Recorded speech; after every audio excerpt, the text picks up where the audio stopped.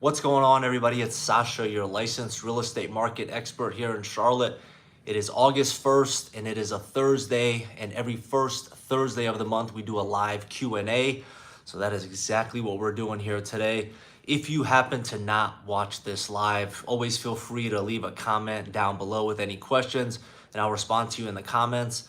Or you know this by now, you can always call, text, or email me anytime. All my contact information is going to be right here, and it's also going to be linked down below. So if you have a specific situation, a specific question about a neighborhood, about a subdivision, about a zip code, about relocating to Charlotte, whatever the case may be, call, text, or email me anytime. I'm always available for you guys. And August 1st, the real estate laws, the new real estate changes went into effect today. And the biggest, essentially the two kind of biggest changes that went into effect today was notice of compensation. So if a seller is offering a buyer's agent commission, it cannot be shown essentially anywhere publicly. So that is definitely a big change, if any compensation is kind of put there. So it's going to be interesting to see essentially how kind of all this stuff plays out. And the second biggest thing is an agent can no longer show a house without a written buyer's agency agreement in place. It used to be, if you see a house on Zillow or something like that, you can call up the agent and say, hey, my name is Bob. I'm interested in this house in this neighborhood. Would you mind showing it to me today? And you can, go inside the house. You can walk through the house. You can meet this person for the first time and things like that. Now you are not able to do that. It is technically illegal to do so. So now, before you can even step foot into a house with a potential buyer, you have to have a written agency agreement signed. And this is going to be a huge dramatic change, as opposed to, potentially meeting somebody at a house, walking through a couple of houses, getting to know them, getting to see if you guys are even a fit to work together. You're going to have to sign a buyer's agency agreement before you can even open that door.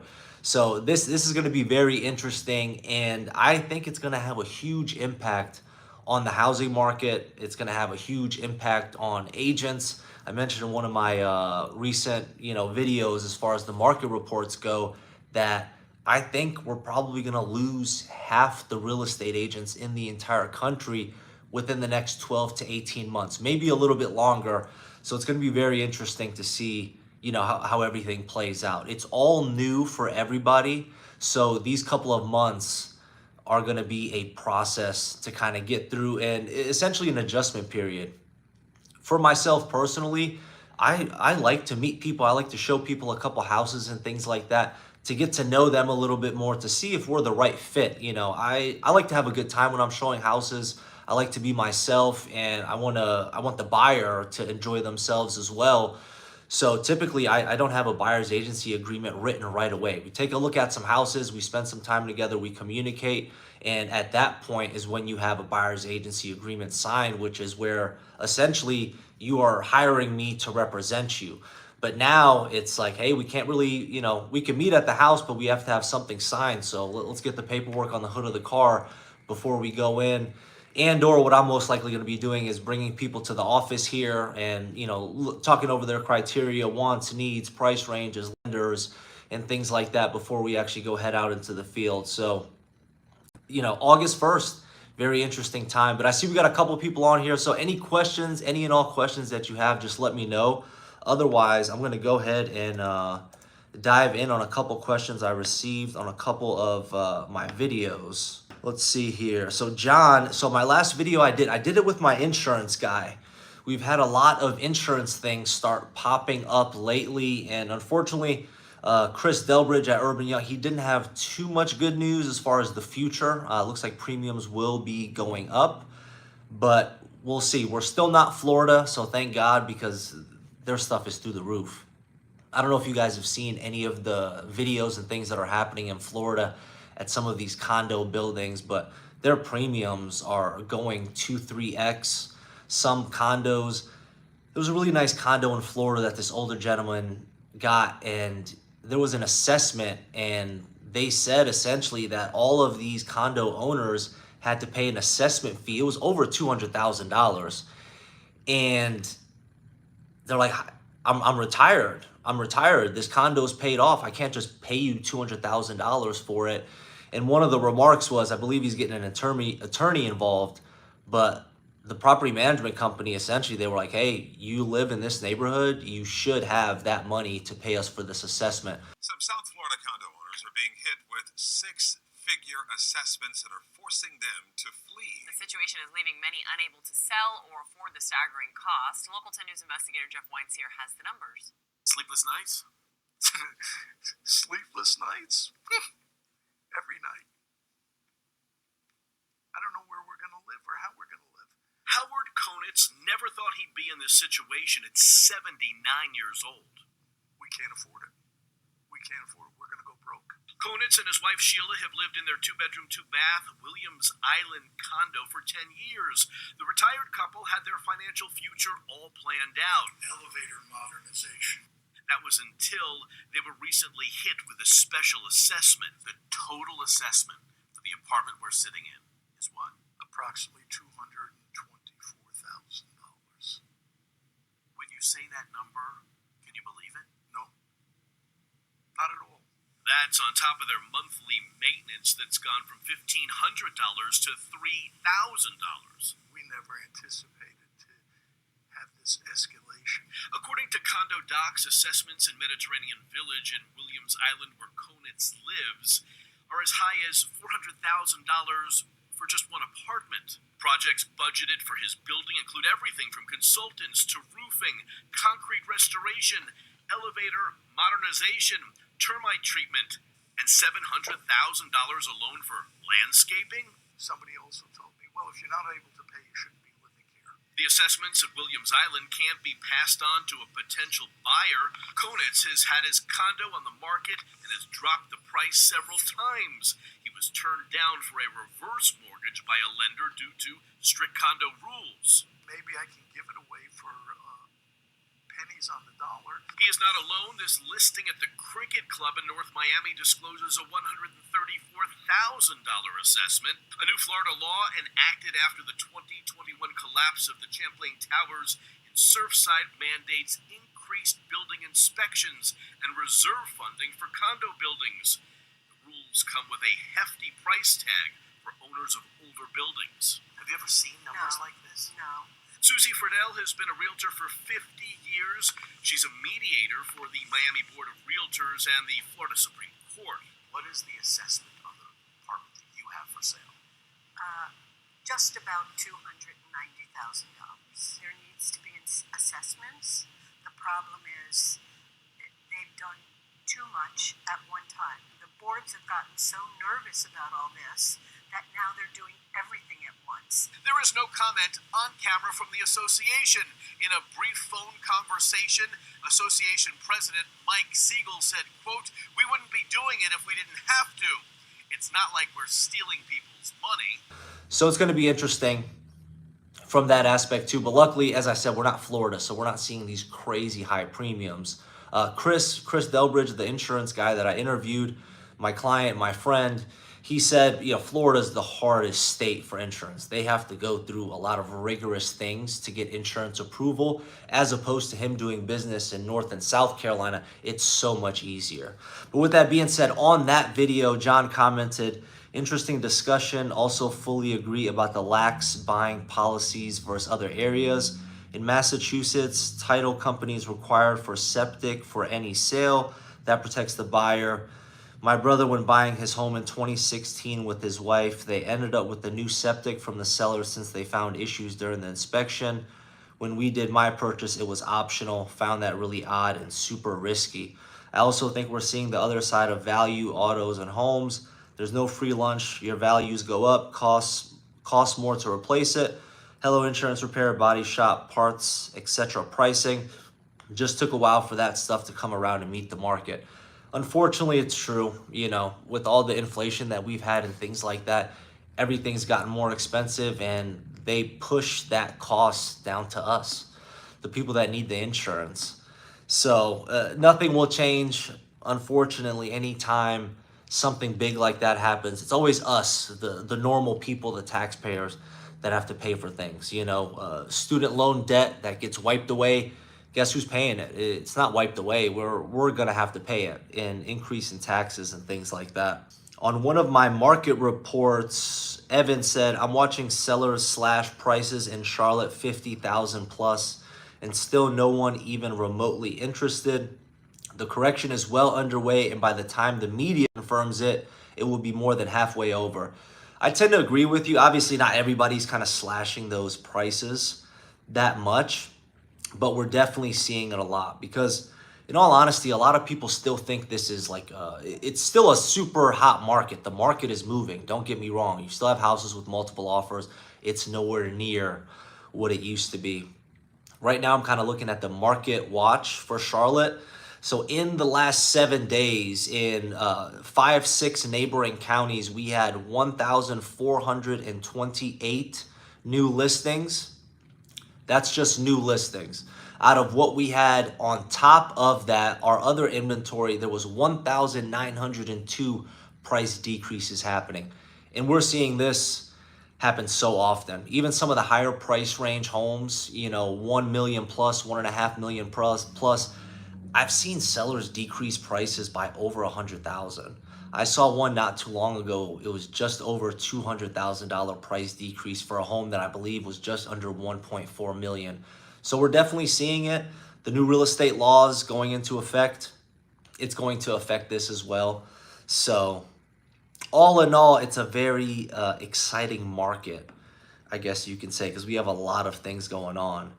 Imperial commented, why are the homes there so expensive? It's not like they have good infrastructure or transportation system in Charlotte. I get it, and it all depends on where you're moving to, but for every 100 people that leave the Charlotte area, 168 more people move into. So we're almost at a 2-to-1 ratio, but Charlotte is great for, so many reasons. One, geographical location where we're located. We're so close to the mountains. You're anywhere from an hour to an hour and a half from the mountains. So wintertime, you can go skiing. You're 2 hours near the beach. You can go to North Carolina Beach. You can go to South Carolina Beach. You're 4 hours from Atlanta. You're just centrally located, honestly. I have a friend that lives in Orlando, and for me, 8-hour driving is absolutely no problem. Orlando's an 8-hour drive. If you want to fly, it's obviously quicker. It's about an hour and a half or so, and tickets are a little bit more expensive, but it is what it is. But again, you have that going for it. You have the weather. We have summertime is hot. Today is hot, 97 and humid, but every other season is very mild. Springtime, amazing. Fall time, amazing. Winter is very mild. I do not own one of these big jackets. I don't own winter boots anymore or anything like that. And it's just a growing city. It's going to continue to grow a lot more. I think we still haven't, we started to scratch the surface, but the next 10 to 15 years is going to be truly something special. So I'm working on my real estate portfolio as we speak, because these houses, we're going to end up being something like a Seattle or something like that, where our median price point is going to be $700,000. Currently, as of last month, median price point was at $410,000. So, do the math. That's a big uptick. So Sandeep asked if we continue to see the prices decrease to some of these new construction communities, are they going to, essentially follow suit with the price decreases and incentives? And at the end of the day, it's all relative. So if you have a nice new construction community that is moving, they're on pace for what they're doing, they're not going to be doing any of the price cuts or price decreases or anything like that. But if we do have a pretty big halt where the new construction communities aren't seeing the level of activity that they want to see, then we could definitely see the prices coming down. New construction communities, depending on where you are, if you're a lot further out from the city, the prices tend to be a lot more negotiable. For example, if you're in an area like Indian Land, South Carolina, it's a lot more in demand. And in a lot more in demand areas for new construction, you're not going to get those price decreases that you would like if you were an hour and a half outside of Charlotte. But new construction, in my opinion, from kind of what I'm seeing, it's definitely slowed down. A lot of these communities are starting to get towards, the tail end of building, but there's still a lot of land being developed. So a lot more is coming. They're just doing things at a lot more steady pace because the developers, the companies, they're still seeing as well what's happening as far as the market goes. So they're not going to overbuild. Places like Austin, Texas, for example, I know they essentially were building so much that now, their rents are starting to come down. Their prices have came down a relative good amount because they built so much with so much anticipation. But now the people that moved there, for example, from California, from Vegas and things like that, they're starting to move back. So I don't see a huge drastic change. I don't think they built up as much as people anticipated that they would, because when it comes to new construction, it's still very high in demand. A lot of people want new construction. There was an article that I mentioned a couple times in some of my other videos saying that, a third of the buyers are looking for new construction. And a lot of people want move-in ready homes. So you don't get any more move-in ready than new construction. Super easy. The floors are neutral colors. The paint is neutral colors. New construction has the open floor plan that everybody's looking for. Probably the only thing that new construction can't offer somebody is a big yard space. But again, that's going to depend on your price range as well. So, you have these houses that are $700,000-$800,000 plus that are new construction that are, could potentially be in areas like Denver, North Carolina, that could be in Wesley Chapel, Waxhaw, even though those might be a little bit more expensive. But those areas, you can get a new construction house on half an acre plus. Some of them have an acre plus. But for the most part, if you're within that kind of, $300,000 to $500,000 to $600,000 range, even $700,000 in some communities, new construction lacks, those big yards that a lot of people are looking for. Millbridge, for example, is one of my favorite communities in Waxhaw. A lot of new construction houses, but most of the houses over there are going to be a fifth of an acre to a quarter. If you're lucky, you'll get a third of an acre. And typically when that happens, you'll have a corner lot. So again, I'm not surprised why so many people are going towards new construction because it just has so much of what everyone's looking for. That's not to say new construction doesn't have its problems, because even though it's a brand new home, you do have the warranties that are in place for, 1 year to 2 years. Things go wrong. Things can go wrong in any house. One of my clients, actually, he bought a new construction house last year. I did not help him with this new construction house, but I'm helping him purchase an investment property at the moment. And he said he's had a lot of stuff happen. His AC went out. He had a leak, I believe, by his dining room, which he has a full bathroom upstairs. So even though a new construction house is new, it's not perfect. It's still going to have its issues and things like that. A lot of the construction, especially from 2020 to about 2023, was rushed due to the situation we had in 2020, due to the supply chain stuff. Things were rushed, workmanship was rushed, the workers, the tradesmen, they weren't on the same page. It was kind of crazy.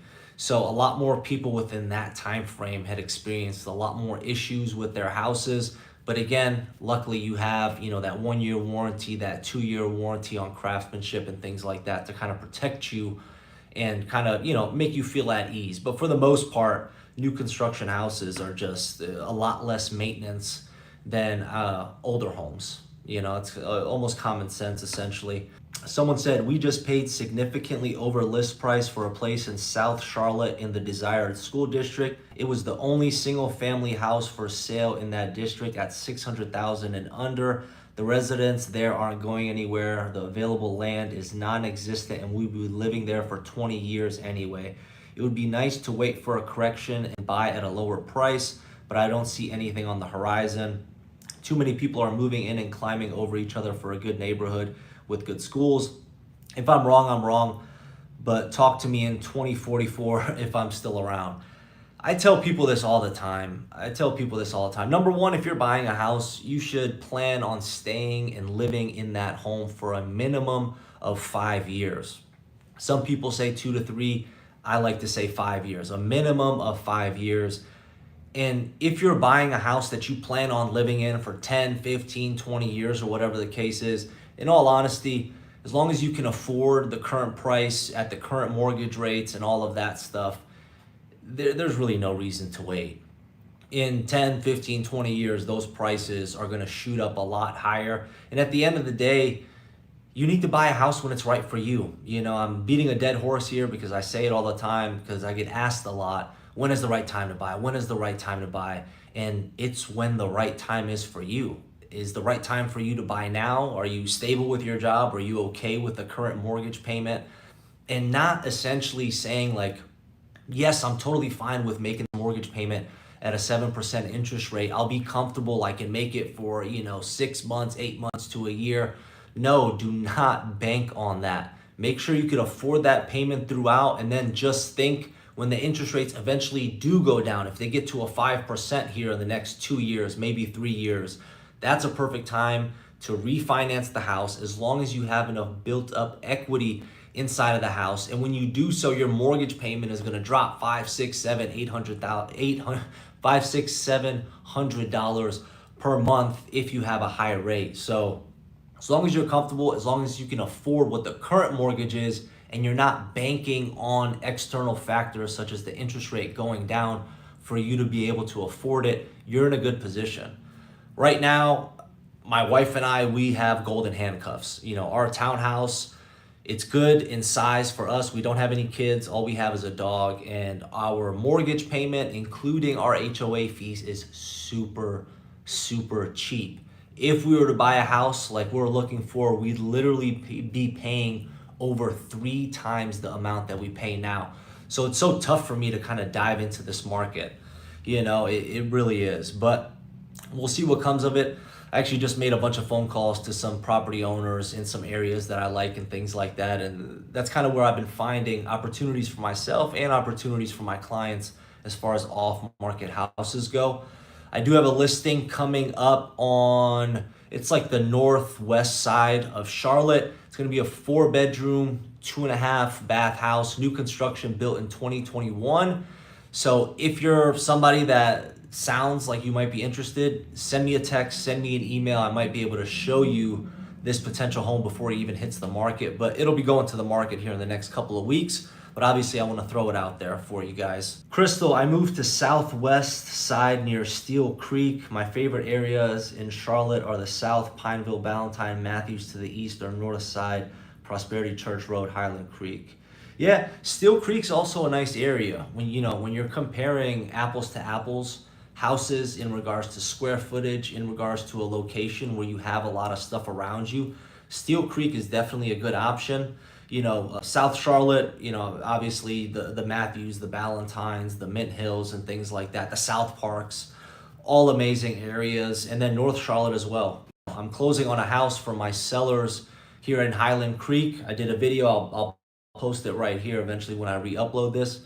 But I love Highland Creek. It's in North Charlotte, it's probably my favorite neighborhood. It's gigantic master plan community, sidewalks throughout, amenities, pool, tennis court, fitness center. You're located on a golf course. You're, depending on where you are in Highland Creek, because it's so massive, you're a 5 to 10 minute drive from Concord Mills Mall, which has absolutely everything you can think of. So, all those areas are great, but I'm glad that you like the Steel Creek area, because in Steel Creek, you can get a 2,500, 3,000 square foot house that's nice for a good price, for a lot less than if you took that same house and put it in Ballantyne, it'd probably be $200,000 more. But again, it's always about location. Arlene, question, why are prices going up in Charlotte? For example, my house just went up $10,000 in price and was shocked by how much it went up. I don't know if she meant to say 10,000 or 100,000. Is it because Charlotte is a growing city in terms of jobs and other factors that make for these higher prices? Yeah, all the above. Charlotte is still one of the cities that's an inbound state, meaning we have a lot more people moving to Charlotte than we have leaving Charlotte. That, along with, being the second largest banking city in the entire United States. New York is number 1, Charlotte is number 2, San Francisco is number 3. San Francisco is going to hell in a handbasket, so I'd be curious to see if those banks in San Francisco end up relocating to Charlotte and or New York. But obviously New York and Charlotte is not comparable as far as prices go, so it depends on what's happening. But last year Charlotte was the #1 city for businesses according to, it was like CNN or CNBC Business Insider. In 2024, we actually moved down to #2. But at the end of the day, if you can be in the top 5 or top 10 in a lot of these rankings, your city's doing very well. So essentially, yeah, I mean, that's why the prices are going up. We still have a lot more demand than we do have supply. Although it's pretty interesting because looking back before when the rates were a lot lower, you can say, why would you rent when you can buy? Your mortgage payment would be cheaper than rent. But now it's the complete opposite. Your rent is going to be $3,000, for example, for a single family home, 4-bedroom, 2.5 bath at close to 2,500 square feet, depending on what area. But say it's around $3,000, and now you can find that same house for a mortgage would be close to $3,500, $3,600, $3,800, depending on your down payment, obviously. So it really makes sense to rent now more so than buying, as opposed to when the interest rates were super low. It was a lot better essentially for you to buy a house than instead of renting. So it's very interesting, but we'll see what happens. We'll see what unfolds. Like I mentioned earlier in the video, we've seen a lot of price decreases happening. Inventory starting to build up. If you guys watched the last month's market report, we're at about 2.4 months of inventory, which is literally 3 times the amount of inventory than we had in 2021 or 2022. 3 times the amount of inventory. Now with these real estate things taking place, the real estate law changes, I think we're going to continue to see that. And again, I'm also seeing people that bought houses within the last 2 to 3 years start listing their house now. What does that do to? Did they maybe move to an area where they decided this location isn't the best? Did they maybe go to a school district that their kids don't like? Is their job not remote anymore? Are they having to move back to the areas where they moved to Charlotte from? There's so many different factors. That's why it's so hard to nail down a black and white answer. Everything is gray. And again, having an election year this year definitely doesn't help. So it's fascinating to say the least. But I'm astounded. I'm honestly astounded. Every single morning I drink my cup of coffee and I go on the MLS, which is our realtor system. It's just like a Zillow, a Redfin, a Realtor.com. And I map out my personal favorite, neighborhoods that I like to work in, that I look for houses in for myself. And I can't help but think, I see houses constantly, and I just look at that house and like, oh my God, this house has been sitting on the market for 52 days. If this house was listed in 21 or 22, this house would have sold in the first day, the first weekend. It would have went for $50,000, $60,000 above asking price. Crazy high due diligence fee, no inspection, no nothing. And now that same exact house is it's sitting there. It's having price decreases. It's crazy. For me, it's crazy. If you're somebody that's like a real estate nerd like I am, and you randomly look at houses and things like that, if you do it consistently, you'll start to see how obscene a lot of this stuff is. And a lot of times people say, oh, if the interest rates drop, all hell's gonna break loose again. And I think to a certain extent, yes, it's just inevitable. It just makes sense. If the interest rates come down, a lot more buyers will come off of the sidelines and try to get into the market. But with our prices right now, our median and our average sales price being at all-time highs, there's a certain limit to what people can afford. You can't just have prices keep going up, up, up, up, up. There's a limit. The wages are not keeping up with inflation. The wages are not keeping up with the home prices.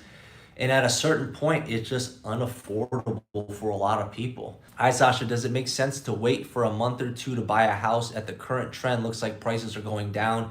Some builders in Concord even have more incentives. So listen, it's a good question. It depends on you. You know, things can change rather rapidly when it comes to the real estate market. If you're able to find a house that fits your needs, that you personally think is a good price, it has a lot of what you're looking for, it might be a good idea to move forward with it, because there's no guarantee right now. Like I said, our last market report, median sales price and average sales price is at all-time highs, even though it doesn't make sense to me, because what I'm seeing in the market is a lot more inventory, a lot more price decreases, and not everybody, but a good amount of sellers are starting to price their houses more realistically. So as that continues to happen, in theory, we should have the prices start to come down, but there's no guarantee of that. For this being right now, July, August, for these supposedly having to be like the hottest months in the real estate market, it's not. It doesn't feel like that at all. So if this continues, once we get into the winter months where historically prices tend to go down a decent amount, you know, it might be good to wait, you know, a couple of months to get into the market. But it's all on a case-by-case basis. New houses hit the market every single day. So if a new house hits the market tomorrow, it checks a lot of your boxes. Your plan is to live there for a minimum of 5 years, hopefully 10, 15, 20. Then go for it as long as you're situated with your payments. You know, I don't want to tell you, yeah, wait, and then something crazy happens and a bunch of buyers enter the market and prices start to go up another, you know, 3, 4, 5% per year. So it's on a case-by-case basis. I would just say have your ducks in a row, get pre-approved, because there are a lot of deals out here. There's a lot of houses that, in my opinion, are priced well, that are in good neighborhoods. You just need to know where to find them. And personally speaking, that's one of my selling points. I know so many of these neighborhoods. So sometimes I'll see a house that's been sitting on the market for 3 weeks, and me knowing how nice that neighborhood is, I'm like, oh my God, this doesn't make sense. If I have a buyer, if I have a client that I'm working with, obviously I call them and say, hey, this neighborhood is amazing. It has XYZ. Let's just go check it out. We have nothing to lose. But a lot of people, if you don't know your way around Charlotte, you don't know some of these smaller neighborhoods and areas and things like that, a lot of people don't even go look at those houses. And then you have kind of a diamond in the rough situation. Yassine, hey Sasha, what about College Downs area? Do you think there would be any development like there was in Noda or South End? Are you talking about College Downs near University? Yeah, you're talking about near University. Okay. Yeah, I mean, obviously there's a lot of development happening over in that area, but if you're comparing it to like a Noda or South End, it's a stretch. It's a stretch comparing. South End is taking on a thing of its own. You know, I've talked to people, you know, friends and people from Ohio where I moved here from, and you know, people know about South End. I had a group of guys that I used to go to high school with that they were 1 or 2 grades below me, and they had their bachelor party in Charlotte, and they were staying at a house in South End. So South End is a little bit of a stretch. Noda, I think, too, because you have so much walkability in that Noda area. But over there, College Downs, the university area, there is a lot of opportunity because of the light rail. And, you know, I mean, you have college kids, so there's a lot of potential for a lot of those developments and mixed use developments to be built there because you have like a young crowd in that area. Will it get up to the level of a South End? No, absolutely not. In my opinion, South End is on a totally different, you know, South End might as well be uptown. It's a totally different thing. To the level of Noda, I could potentially see it happening. But again, you know, it's tough to tell. It's tough to tell. But it has the infrastructure. It has the people that live there and things like that. So it has a lot going for it. Jarvis, did you hear anything about the River District? Jarvis, no. I know they broke ground. They're working on it. But the River District is such a massive development. I believe they're saying it's going to take like 10 years to be completed. It's such a massive development. There's really nothing for me to kind of report on, and I'm paying attention to it and things like if I'm over in there in the area and I have some time and I'm curious, I'll go out over there just to kind of see what's going on and what it's looking like. But there's really no big development. We're not going to know about any restaurants, any breweries, or anything like that planning to be there because we're so far away. So as of right now, no big developments on the River District. Peter Anderson, how will the commission changes affect the Charlotte market, if at all? Love the vids, by the way. Peter, I appreciate it. I hope you're subscribed, my friend. It will change things drastically, in my opinion, because now the seller never had to offer any compensation to the buyer's agent, the buyer's firm that brings the buyer. But typically, hey, you brought a ready, willing, and able buyer that's pre-approved. They're qualified to buy my house at a relatively good price, so you get a compensation from that. Now that that's off the table, and now, for example, if a seller says, hey, I want to list my house, I do not want to pay a buyer's agent to bring me a ready, willing, and able buyer. Now what happens is that agent that is representing the buyer, that cost is going to go to that buyer. So when you're looking at a home, essentially what I'm going to have to do is, hey, just a heads up, this seller is not offering any compensation. So my fee, if they accept our offer, is going to have to be paid by you. So that's going to add on whatever that fee is to your buying. And at that point, those seller compensations, some people that might not be offering something, they might not even get their houses looked at. So in my opinion, what that is going to cause a lot more days on market, which is obviously not good for the house. On a second note, some buyers that are still interested but unfortunately can't afford representation, almost like you can't afford a lawyer, they're going to go at this alone.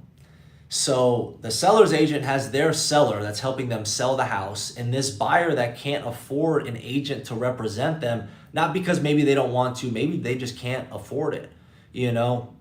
Highest prices we've ever seen, interest rates are high, and on top of that, closing costs, down payment, inspections, moving costs, and you add on an agent at that point, the buyer's going to have to do it by themselves. And unfortunately, it's not going to go good. In my opinion, I think there's going to be a lot of lawsuits. There's going to be a lot of misrepresentation. There's going to be a lot of people that are going to lose their due diligence money. It's going to be bad. And I think the commission structure will eventually, in the next maybe 2 to 3 years, go back to how it was after they see how much misrepresentation goes on and things like that. And I was talking to an agent about this as well, and he's like, how do you think this is going to play out, with the buyers kind of going in by themselves? And I was like, it's going to be like Facebook Marketplace for real estate. Buyers don't know what due diligence is. They don't know what earnest money is. Do I get an inspection? Don't I get an inspection? If I get an inspection, what's serious about this house? What's a real issue? What's a non-issue? Can I get a general contractor? Who can fix this? How much does this cost to fix? There's so many variables. What attorney should I hire? How much attorney fees are? What lender should I use? What does this lender charge? What are points? The list goes on and on and on. And unfortunately, with people not knowing that stuff, if you don't know what due diligence is, you probably won't be able to get your offer accepted on a house that is, in high demand. So these buyers are just going to write crazy offers. I've worked with some people that are like, this house just came on the market. I want to offer $40,000 less, and I want to give $500 in due diligence. And the sellers are in a multiple offer situation, and people are going to do that. So, in my opinion, it's not going to end up good. And I'm not going to say I'm excited. I'm just curious to see how all of this is going to play out. But again, like I said, mark my words. I'm going to make a note here, put it in my calendar to rewatch this section of this live in the next couple of years, because I think it's going to be very bad. I really do. I really do. It's not going to be bad for the people that can afford representation, and then the sellers that know what they're doing, that want to put the most eyeballs on there, that want to get a qualified buyer inside of the house. But the people that can't afford representation, it's gonna be rough. If you, for example, if you've never looked at an inspection report, a house can have very minor stuff, but if you've never seen an inspection report, the way things are worded by the inspector, because they have to legally word things a certain way, you would cry. You'd be like, oh my God, this house is falling apart. When in reality, if you talk to the inspector, if you get a general contractor out there, they'll tell you, hey, this is normal for this type of age. This is what you can do to correct it. This is what needs to be done, whatever the case is. So if people thought buying a house or selling a house was a headache before, it's gonna get so much worse.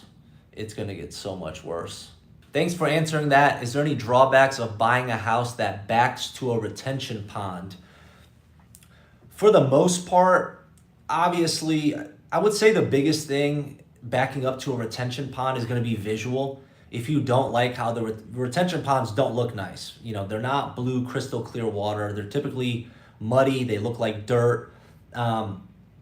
If you're okay with the visual aspect of a retention pond, if we get a lot of rain, you might have a little bit more bugs, mosquitoes, and things like that over there. From my personal experience, I've never really had any issues with somebody. To be honest with you, I don't think I've ever helped somebody buy like right next to a retention pond.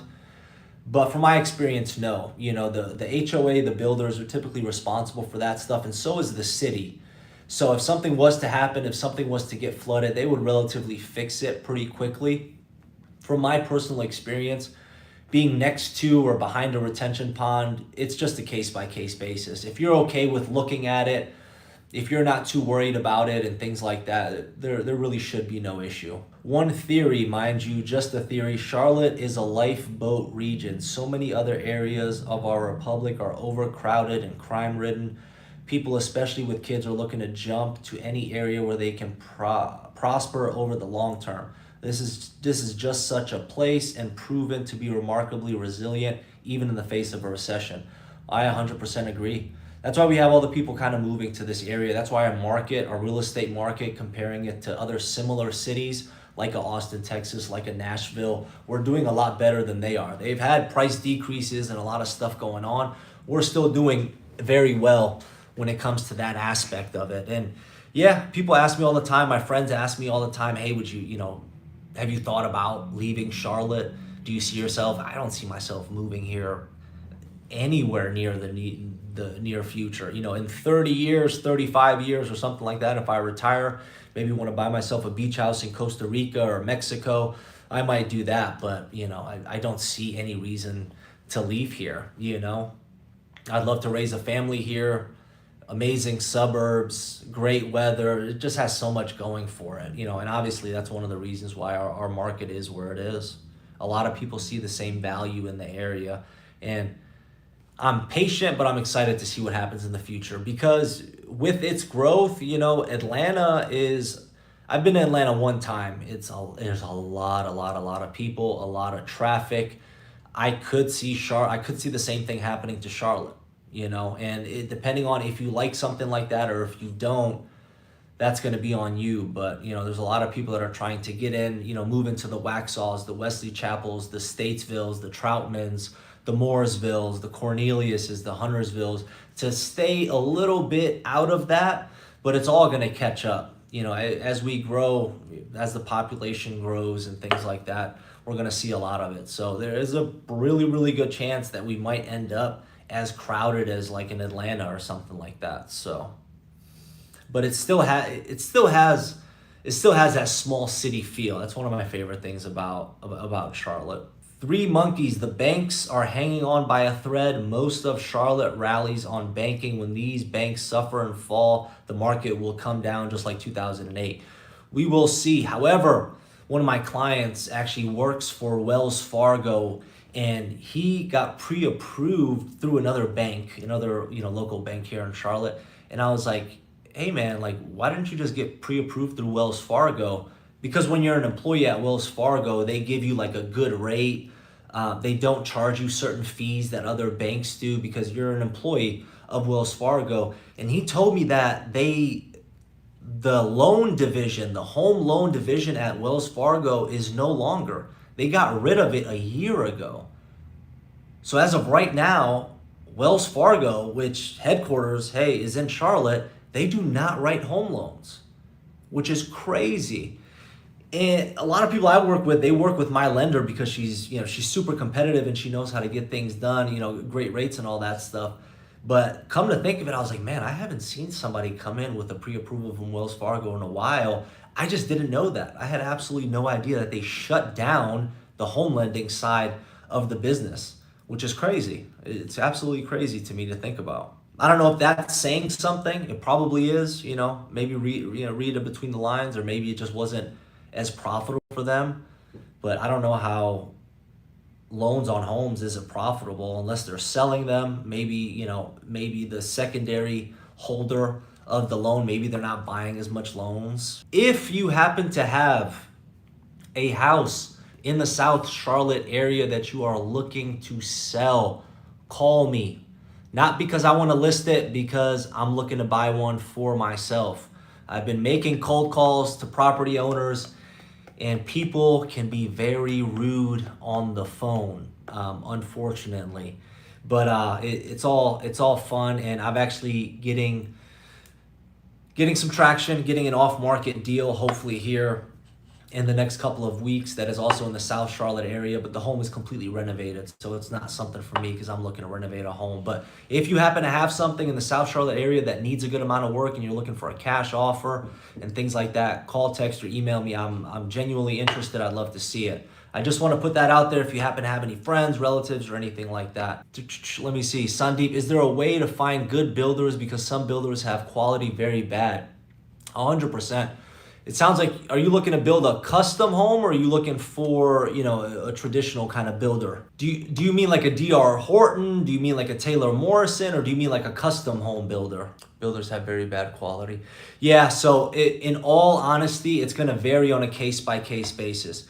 If you have a good construction manager that's running the community, you're going to have a lot better results. You have some that the trades workers are just not up to par. And like I was saying earlier in the video, from 2020 up until about 2023, they were building these houses so damn fast that not everybody, but there's some people that had issues with it because a lot of work and things like that were rushed. In regards to new construction, get a pre-drywall inspection, get an after drywall inspection. Those are going to be kind of the biggest things. Make sure those items are addressed because inspectors know a lot. If you want, get a general contractor to kind of walk through the home with you. It might not be cheap, but it's definitely worth it. But a house is always going to have issues. There's always going to be something. Luckily, with new construction, you have a 1 year, essentially, depending on the builder, you typically have like a 1 year bumper to bumper warranty, and then you have like a 2 year warranty on craftsmanship. So plumbing, electrical, HVAC. Not to mention, typically when you buy a house, as long as you register all your appliances, AC unit, air handler, stove, dishwasher, you tend to have an extended warranty. So make sure you register your house after your closing. And once you do that, instead of having like a 2 year warranty on your AC unit, depending on the brand of AC unit, whether it be Goodman, Carrier, they typically do a longer extension. Some of them will do like a 10-year warranty on parts, not labor, which is pretty good because if your coil goes out, a coil alone costs like $3,000. So they take care of the parts, and then you take care of the labor. Daniel-san, you the man, Sasha. I appreciate that, my friend. We went to see the Adair Woods, and the quality was really bad. So listen, if you go to a new construction neighborhood and you personally can tell that the quality is bad, stay away. Stay away. There are certain things that I look for. There's certain stuff that I see because I've walked through, realistically, new construction houses, I've walked through hundreds of them. So there's certain things that I look for. There's certain questions I ask the construction manager during all of your walkthroughs when you're in the process of building a house and doing your, walkthroughs with the builder, pre-drywall, after, all plumbing, all of that stuff. But if you're not in the real estate space, if you haven't walked through hundreds of homes and you go into a house and you're like, this is garbage, that really says something. If you feel that way, stay away from the community. Stay away from the community. You want to walk into a house, and granted, if they're in the middle of construction, the house is not going to look good. There's going to be trash everywhere. There's going to be dust everywhere. It's not going to look good no matter what. But as long as it looks good towards the later stages of the house, that's typically what you want to look for. But if you get a sense that something is off, stay away. And unfortunately, because this is on the interwebs and things like that, I have a couple builders that I haven't had the best experience with. There's a couple builders that a lot of realtors kind of know that sometimes don't put out the best product. And yeah, I'd love to name all those builders for you. I just can't put it out there. If you want to give me a call and you want to talk, I can help you out. They are terrible. They are terrible anymore, my friend. Went downhill over the last few years. Yeah, Daniel, from 2020 up until about 2023, because of the supply chain issues, because of the lack of workers, because of all the stuff they had to rush building in a lot of neighborhoods. I'm not saying all these neighborhoods are messed up. Oh, Daniel, there you go. I'm not saying all these neighborhoods are, because they're not. I've helped a lot of people buy new construction. They haven't had any issues. But again, that's where attention to detail comes into play. That's when walking these houses, pre-drywall, after drywall, getting a pre-drywall inspection by a home inspector, getting after drywall, that's when that stuff comes into play. Because if a lot of issues come up during those things, or issues that are abnormal, you can more often than not guess those issues are going to come up at a later date and time. So it's important. If you have a great construction manager, if they're doing things the right way, you'll be pretty well off. I've seen really, really good ones. I've seen horrible ones as well. So, but guys, hit the like button. More so hit the subscribe button. Call, text, or email me if you have any personal questions. You guys know you can always reach out to me. It is 7 o'clock, and I will catch you next week for the monthly market report. And again, did inventory go up even higher? Are the prices up even higher? Are they at new all-time highs? Are they starting to creep down? Let's see. Make sure you're subscribed and check it out. But I appreciate you guys watching, and I'll